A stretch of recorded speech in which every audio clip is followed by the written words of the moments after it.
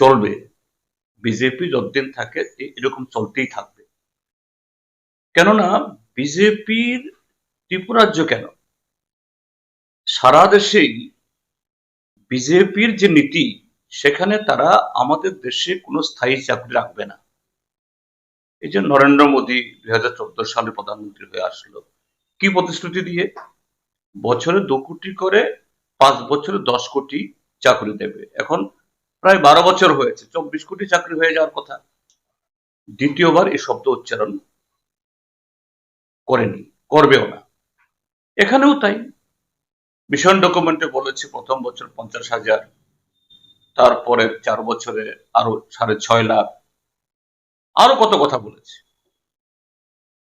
তো এই কথাগুলো দিয়েই তো এরা এই যুবকদের বেকারিত্ব, দারিদ্র এবং তাদের যে অসহায়তা, এটাকে কাজে লাগিয়ে তাদেরকে বাইক বাহিনীতে পরিণত করিয়ে বিরোধীদেরকে দমন করার কাজে এদের হাত রক্তাক্ত করেছে, ত্রিপুরার যে রাজনীতিটাকে কলুষিত করেছে।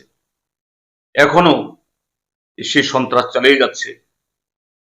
আর এখন যেহেতু মানুষ মুখ খুলছে, দলের ভেতরেও এই প্রতিবাদ মুখরিত হচ্ছে, মারামারি হচ্ছে প্রতিদিনই প্রায়, তখন মানুষের মুখ বন্ধ করার জন্য অস্ত্র হলো এই সন্ত্রাস।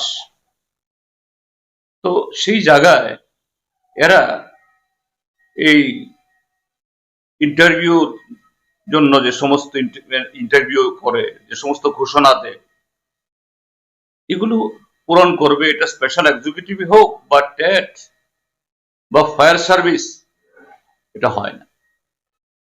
এরা লোক দেখানো কিছু লোক নিয়োগ করে, আউটসোর্সিং করে, তাও কার মাধ্যমে?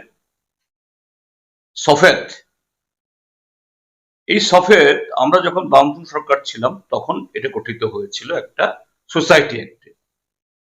এটা পুরো নাম হলো সোসাইটি ফর এন্টারপ্রেনিউরশিপ ডেভেলপমেন্ট,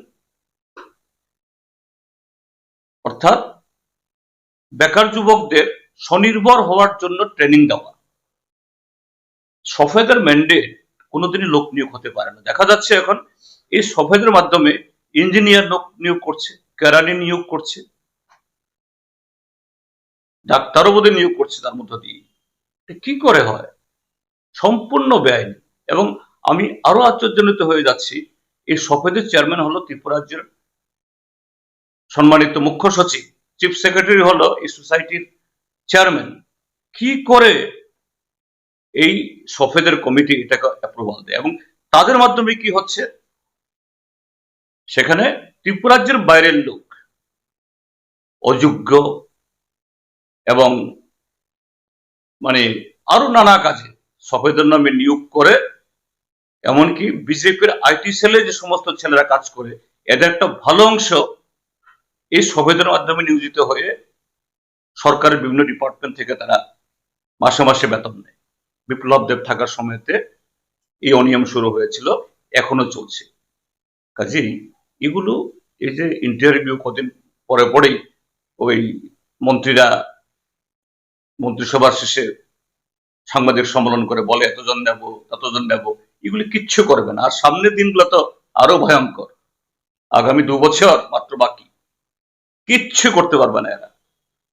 কাজেই যে সমস্ত ভাইয়েরা এই পুলিশের এক্সিকিউটিভ বা ইত্যাদি আশা করছেন কিছু করবে, মানিক সাহা বলছেন আমি দেখছি, কিচ্ছু দেখার ক্ষমতা তার নেই। ওনার এখন মানে ঘরের দরজা বন্ধ করলে জানালা খুলে যায়, জানালা বন্ধ করলে দরজা খুলে যায়, মথার সাথে উপদ্রব, দলের ভেতর উপদ্রব, এই চলছে। কাজে বেকারদের হয়রানি করা ছাড়া এই সরকারের আর নতুন কোনো কর্মসূচি নেই।